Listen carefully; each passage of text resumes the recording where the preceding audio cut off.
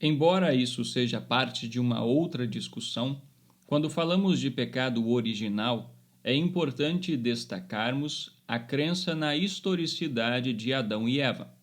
Caso essa historicidade seja negada, toda a argumentação bíblica, especialmente paulina, cairá por terra no que diz respeito ao pecado e à salvação em Cristo Jesus.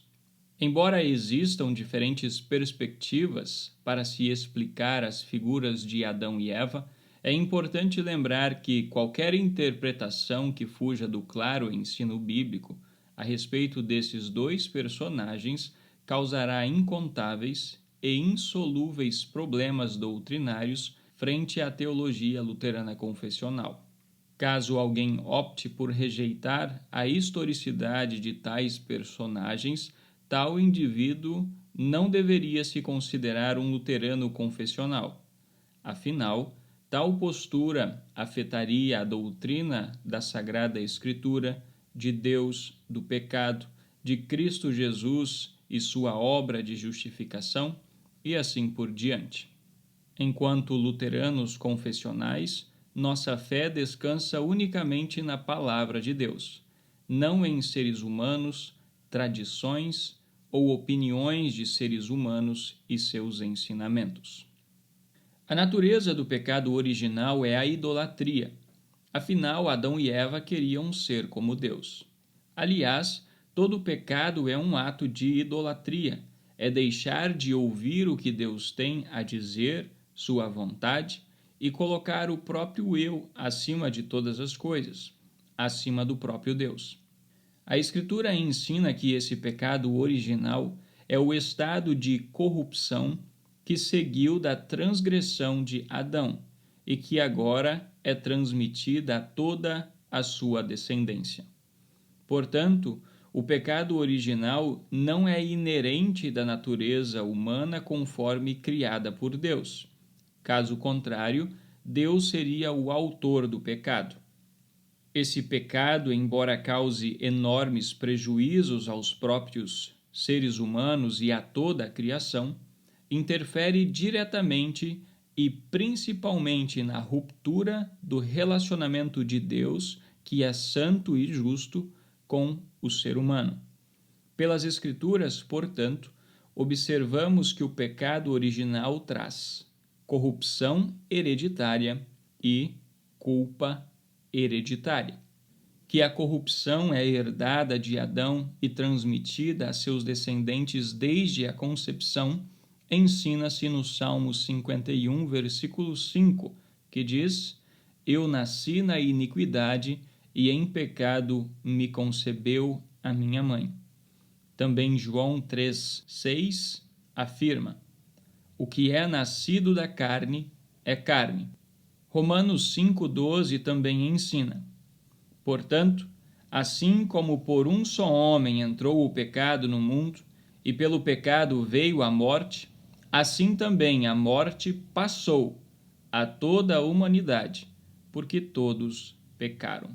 Diante deste ensino bíblico, a Confissão de Augsburgo afirma que os seres humanos, desde o nascimento, estão cheios de mau desejo e má inclinação, e que por natureza não podem ter o verdadeiro temor a Deus, nem a verdadeira fé em Deus.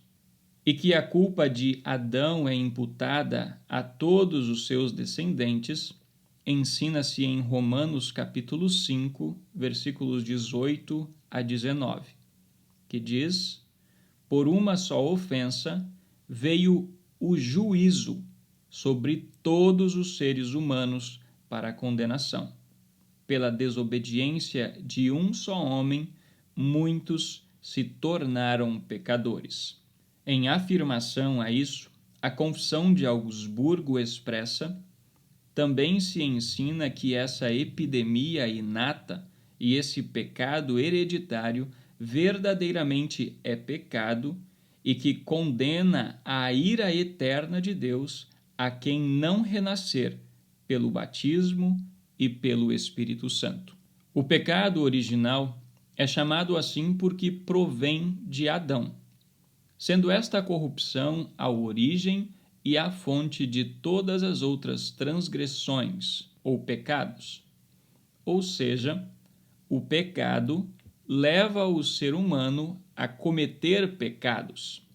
Embora não possamos encontrar o termo pecado original nas Escrituras, ele nos ajuda a organizarmos melhor as coisas quando falamos de pecado, corrupção e atos pecaminosos. Além do que anteriormente foi dito, a Escritura também ensina que o pecado original habita em nós.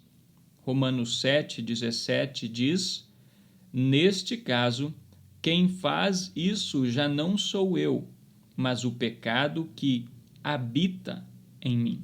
A Escritura também ensina que o pecado original é uma lei que rege os membros do nosso corpo.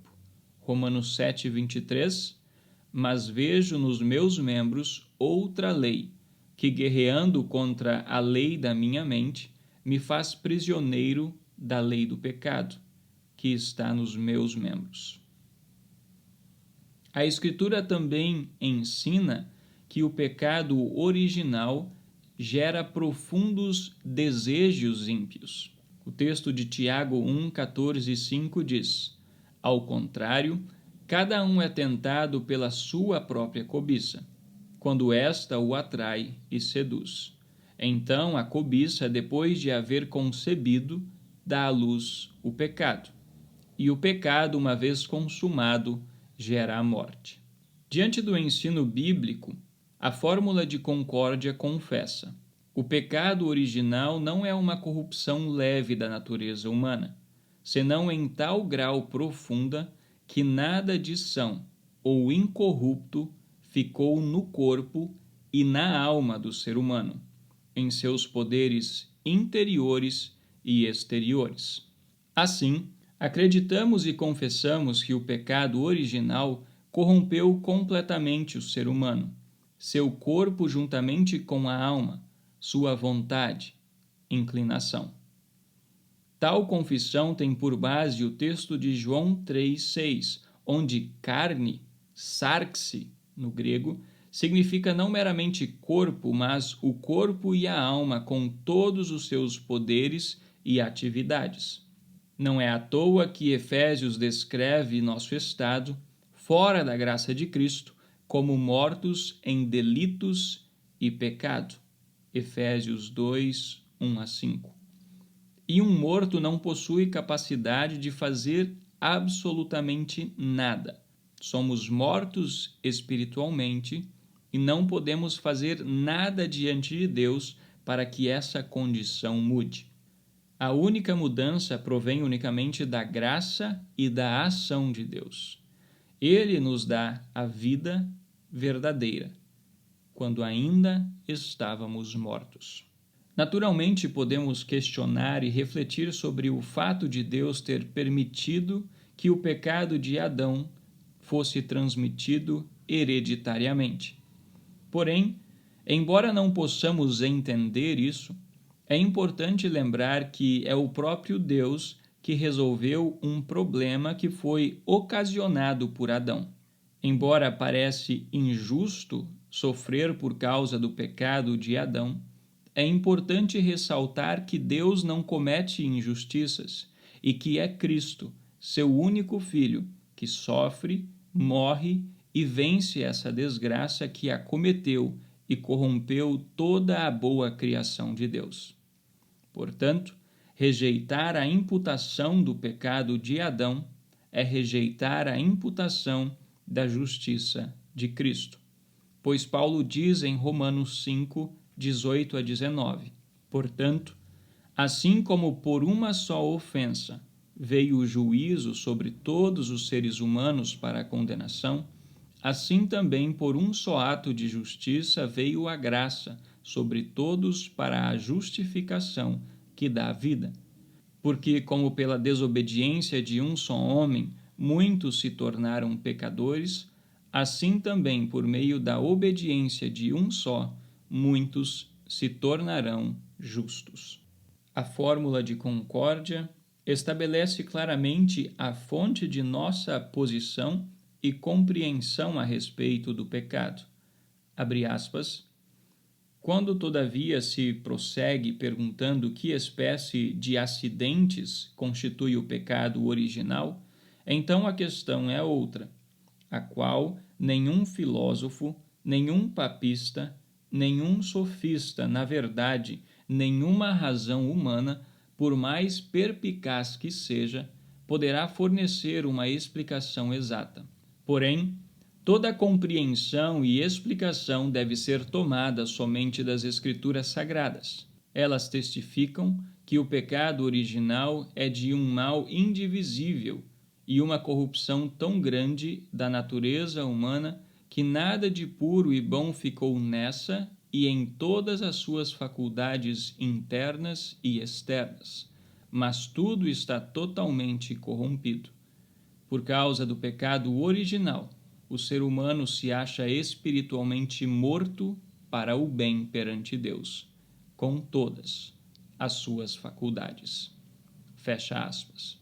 Portanto, rejeitamos outras posições e denominações que possuem outras visões a respeito dessa questão.